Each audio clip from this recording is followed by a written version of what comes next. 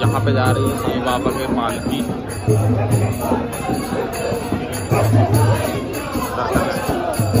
दर्शन ले लो।